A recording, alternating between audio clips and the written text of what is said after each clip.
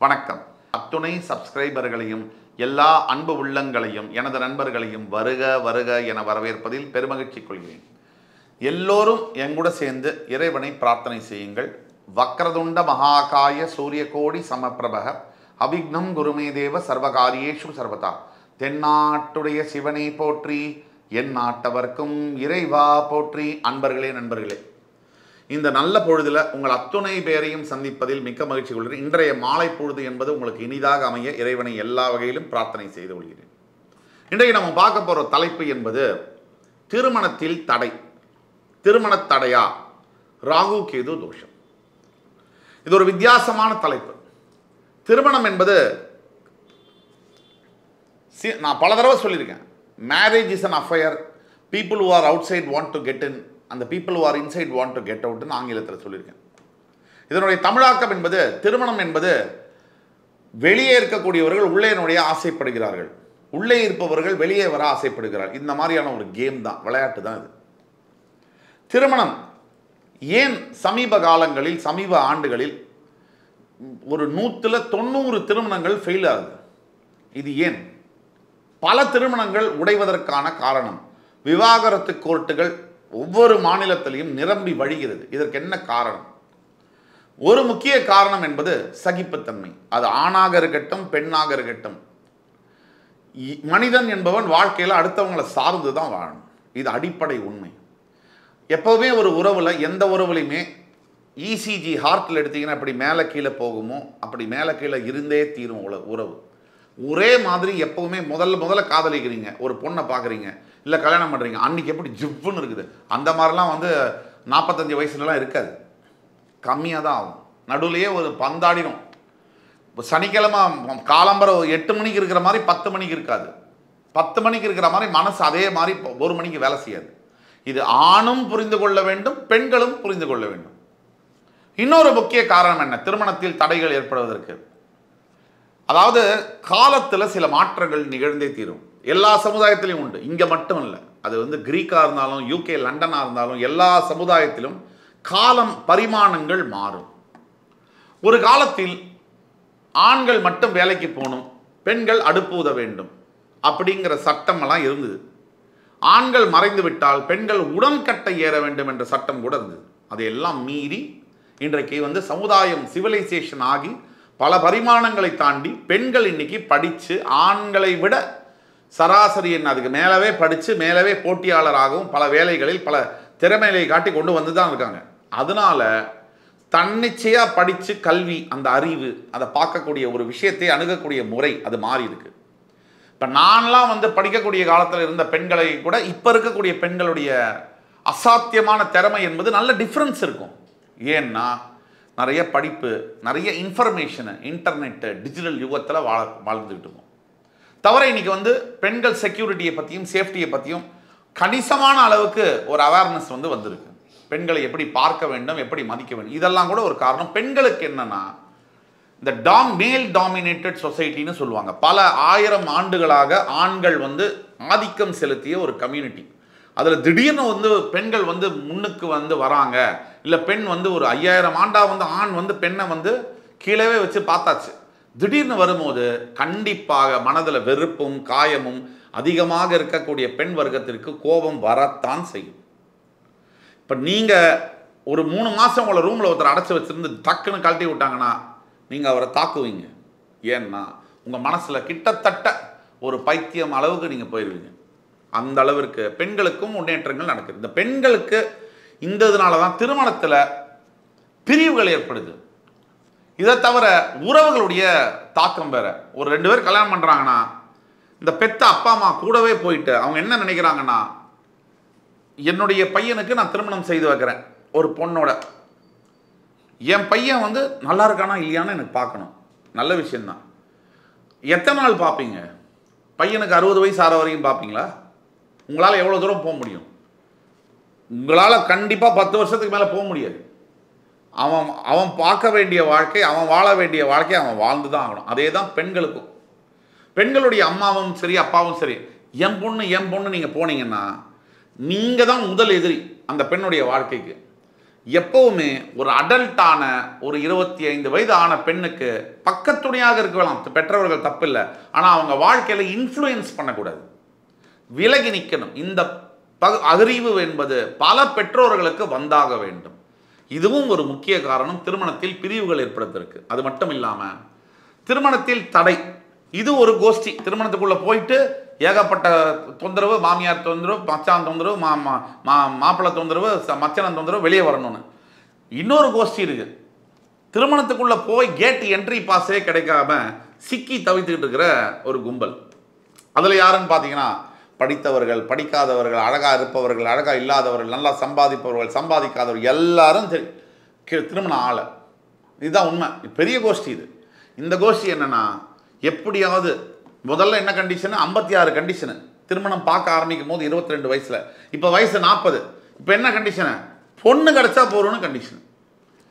பெண்களுக்கும் அதே மாதிரி, முதல்ல மாப்பிள்ளை அப்படி இருக்கணும், 5.11 இருக்கணும், அப்புறம் இந்த அளவுக்கு சம்பாதிக்கணும், இந்த வேலையில் இருக்கணும். இப்போ பையன் கிடச்சா போகிறோம், இல்லை 2ஆம் திருமணம் ஆனாலும் கூட பரவாயில்ல அப்படிங்கிற அளவுக்கு இருக்குது.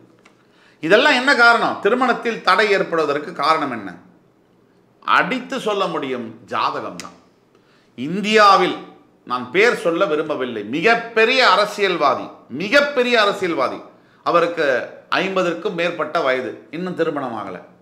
அவருக்கு அழகும் இருக்கு, படிப்பறிவும் இருக்கு, அந்தஸ்தும் இருக்கு, கௌரவமும் இருக்கு, இன்ஃப்ளூயன்ஸும் இருக்கு, பணமும் இருக்கு. ஏன் கல்யாணம் ஆகலை? நம்ம ஊரில் ரிக்ஷாக்காரன் இருக்காரு மாரிமுத்து, அவருக்கு கல்யாணம் ஆகுதே, 3 கல்யாணம் ஆகுது மாரிமுத்துக்கு. ஏன் கல்யாணம் ஆகுது? அப்போ திருமணம் என்பது உங்கள் பிறப்பில், உங்கள் ஜாதகத்தில் தடை இருக்குன்னு சொன்னால் கண்டிப்பாக நடப்பதற்கு உண்டான வாய்ப்புகள் கம்மி. திருமணத்தில் தடையை உண்டாக்கக்கூடிய கிரகங்களில் முதலிடம் பெறுவது ராகுவும் கேதுவும். இதில் மாற்று கருத்து இருக்க முடியாது. சனி என்ன பண்ணுவார்னா, திருமணத்தில் தடையை உண்டாக்க மாட்டார், உள்ள கூப்பிட்டு உதச்சி அனுப்பிச்சிடுவார். 2ஆம் திருமணம் பண்ணி வச்சிருவார், அடித்து கிழிச்சு 2 பேரும் கேஸ், இப்போ சட்டையை கிழிச்சுக்கிறதுன்னு பண்ணி விட்டுருவார். செவ்வாய் இதை விட மேலே பேசவே முடியாது, ரத்த கலரி தான். இதுக்கப்புறம் ராகு கேது உள்ளே வருவாங்க. இந்த ராகு கேது உள்ளே வந்தாச்சுன்னா திருமணத்துக்கு உள்ளேயே என்ட்ரி பாஸ் கிடைக்கல. ஏன் கிடைக்கல? ராகு களத்திரஸ்தானத்திலேயோ கேது களத்திரஸ்தானத்திலேயோ உட்காந்தா, எல்லாருடைய ஜாதகத்திலும் ராகு ஒரு இடத்துல உட்கார்ந்தார்னா அந்த இடத்துலேருந்து 7ஆம் இடத்துல தான் கேது உட்காருவார். கேது ஒரு இடத்துல உட்கார்ந்தார்னா கரெக்டாக 7ஆம் இடத்துல தான் ராகு உட்காருவார். சமசப்தம பார்வையில் உட்காந்துப்பாங்க.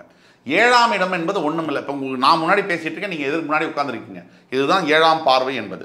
ஆக யார் ஒருத்தருக்கு உங்களுடைய மகனோ, சகோதரரோ, மகளோ, நண்பரோ 7ஆம் இடத்தில் ராகுவோ கேதுவோ இருக்கும் பட்சத்தில் அவர்களுக்கு திருமண தடை ஏற்படுவதற்கான வாய்ப்புகள் மிக மிக மிக அதிகம். இதற்கு விதிவிலக்குகள் உண்டு. 90% ஆஃப் த பீப்புளுக்கு 7ல் ராகுவோ கேதுவோ இருந்தால் மேரேஜ் நடக்கிறது கஷ்டம். எவ்வளவு ட்ரை பண்ணாலும் நல்லா இருப்பாங்க, அறிவெல்லாம் இருக்கும். இவங்க போய் ஒரு ப்ரொஃபைலை போய் செலக்ட் பண்ணாங்கன்னா அந்த ப்ரொஃபைல் இவங்களை வேணான்னு சொல்லுவாங்க. இவங்க ஒரு ப்ரொஃபைல் இவங்களை அப்ரோச் பண்ணால் இவங்களுக்கு அந்த ப்ரொஃபைல் பிடிக்காது. இப்படியே தட்டி போகும். சரி, 2 பேரும் பிடிச்சிருச்சு, 8 வருஷம் ஆச்சு சார், இப்போ தான் சார் ஒரு நல்ல வரன் அமைஞ்சிருக்கு அப்படின்னு 2 பேரும் பேசினாங்கன்னா 8 மணி நேரம் பையன் சொல்லுவான், sorry I call it a டே அப்படிமா. பொண்ணு சொல்லுவா, சாரிங்க எனக்கு அவருக்கு சூட்டபுளாக இல்லைன்பா. இது ஏன் நடக்குது? சரி, இதுவும் சூட்டபுள் ஆகி கல்யாணமும் ஃபிக்ஸ் பண்ணால் மண்டபம் கிடைக்காது. அப்படி மண்டபமும் கிடைச்சா அங்கே கரண்ட் இருக்காது. இப்படி கல்யாணத்தில் தடைகளை ஏற்படுத்தியே தீரும். இந்த தோஷம் ராகு பகவான் தரக்கூடிய கால சர்ப தோஷமும் இல்லை களத்திர தோஷமும் சேர்த்து அவர் ஒரு மனிதனுடைய வாழ்க்கையில் திருமணத்தை தடை செய்யும். என்னை பொறுத்த வரைக்கும் நான் ஒருத்தர் கூட கேட்பார் என்கிட்ட, சார் 43 வயசாச்சு இன்னும் கல்யாணமே ஆகலை சார். நான் கூட சொல்லியிருக்கேன் விளையாட்டா, ஏன் சார் நல்ல விஷயம் தானே, ஏன் அவசரப்படணும்னு நினைக்கிறீங்கன்னு சொல்லிட்டு. ஆனால் உண்மை அதுதான். திருமணத்தில் இல்லாதவர்களுக்கு அவசரமாக உள்ளே செல்ல வேண்டும், உடனே பண்ணிக்கணும் கல்யாணம். திருமணத்தில் உள்ளே உள்ளவர்களுக்கு அது கிடையாது, வெளில வரணும் அவசரமாக. இதுதான். ஸோ ஆக நிதானம், உள்ளே போகிறதுனாலும் தேவை, வெளில வர்றதுனாலும் தேவை. எவ்வளவு நிதானம்னா அளவோட நிதானம். சும்மா 46 வயசு ஆகுது இன்னும் கல்யாணமே ஆகலைன்னா அது நிதானம் தேவையில் 60ஆம் கல்யாணமே சேர்த்து பண்ணிக்கலாம். ஆக ஜாக்கிரதையாக இதை அணுக வேண்டும். ராகு பகவான் தரக்கூடிய தோஷத்தில் என்ன நடக்கும் அப்படின்னா, ஒரு எடுத்துக்காட்டுக்கு சொல்கிறேன். மேஷ லக்னம், உங்களுக்கு 7ஆம் இடம் துலாத்தில் ராகு இருக்கார். இந்த ராகு என்ன பண்ணுவாருன்னு சொன்னால், சுவாதி நட்சத்திர சாரம் தன்னுடைய சுயசாரத்திலோ விசாக நட்சத்திர சாரம் குருவுடைய சாரத்திலோ அல்லது செவ்வாயுடைய நட்சத்திரம் சித்திரை நட்சத்திர சாரத்திலோ இருக்காருன்னு வச்சுக்கோங்க. உங்களை கண்டிப்பாக எந்த சாரத்தில் இருந்தாலும் கூட கூடிய மட்டும் உங்களுக்கு வந்து திருமணத்தை தடை பண்ணுவார். தேவையில்லாத உறவுகளை கூட கொண்டு வருவார். திருமணத்திற்கு முன்னாடி ப்ரீ மேரிட்டல் ரிலேஷன்ஷிப் சொல்கிறாங்க, லிவிங் டுகெதர்னு. இந்த லிவிங் டுகெதர்லாம் யார்? ராகுவுடைய காரகத்துவம். லிவிங் டுகெதருங்கிற கான்செப்டே வந்து ஒரு 20 வருஷத்துக்கு முன்னாடி கிடையாது. இப்போ living together husband and wife வாழ்றதே இப்போ லிவிங் டுகெதராக இருக்குது. அந்த அளவுக்கு ஆயிடுச்சு. ஸோ இந்த மாற்றத்தை ராகு பகவான் செய்தே தீருவார். ராகு பகவானுடைய ஆதிக்கம் இந்த உலகத்தின் மீதும் பிரபஞ்சத்தின் மீதும் அதிகரித்து வருகின்ற காரணத்தினால் இந்த மாதிரி திருமண தடைகள் திருமண பிரிவுகள் ஏற்பட்டு கொண்டே தான் இருக்கும். இது ஒன்று. இந்த ராகு கேதுவும் அதே மாதிரி தான். ராகு கேது வெவ்வேறு ஆள் அல்ல. ராகுவும் கேதுவும் ஒரே 5 தலை நாகம். சாப விமோச்சனம் பெற்ற ராகுவும் கேதுவும் எப்படின்னா 2ஆக பிளந்து தலை முதல் இடுப்பு வரை ராகுவாகவும் தொப்புள் கொடி முதல் கால் வரை கேதுவாகவும் பக்தர்களுக்கு அருள்பாலித்து வருகின்றனர். இப்போ ராகுவுடைய தன்மையை நம்ம புரிஞ்சுக்கணும். ராகு கேது தோஷம் திருமணத்தில் தடையை பற்றி பேசணும்னா அதுக்கு என்ன பரிகாரம்ங்கிறத பற்றியும் சொல்கிறேன். ஆனால் ராகு கேது எப்படி பார்க்கணும்னா, ராகு வந்து எக்ஸ்பேன்ஷனுக்குரிய பிளானட். நீங்கள் இடுப்புலேருந்து பார்த்தீங்கன்னா அப்படியே விஸ்தரிச்சுட்டே போவார், எக்ஸ்பேண்ட் ஆகிட்டே போவார் 5 தலை நாகம். அதே மாதிரி கேது எப்படின்னா கான்ட்ராக்ஷனுக்குரிய பிளானட், இடுப்புலேருந்து சுருங்கி கொண்டே வரும் தன்மை. இது மூலிமா எப்படி நம்ம பார்க்கணும்னா, ராகு பகவான் ஒரு மனிதனுக்கு நல்லதை செய்ய வேண்டும் என்றாலும் ₹1 கொடுக்கக்கூடிய இடத்தில் 1 கோடியை தருவார். அதே மாதிரி உங்களிடம் இது பிடுங்க வேண்டும் என்றாலும் கெட்டுதலை செய்ய வேண்டும் என்றாலும் ₹1 பிடுங்க வேண்டிய இடத்தில் 1 கோடியை பிடுங்கி விடுவார். கேது அப்படி இல்லை. முதலையே உங்கள்கிட்ட இருக்கிறதெல்லாம் உறிஞ்சிக்கிட்டு உங்களுக்கு ஒரு பாடம் சொல்லி கொடுத்து அதன் மூலியமாக ஒரு ஞானத்தை போதிப்பவர் தான் கேது என்கின்ற ஞானகாரகன். இதுதான் வித்தியாசம். இப்போ ராகு என்ன? மேஷம், ரிஷபம், கடகம், கன்னி, மகரம் இந்த இடங்கள் உங்கள் லக்னத்திலிருந்து 3, 6, 11, 12ஆம் இடங்களில் விழுமானால் இயற்கையிலேயே ராகு பகவான் உங்களுக்கு நல்லவதை செய்ய கடமைப்பட்டவராக மாறுகிறார். இதுதான்.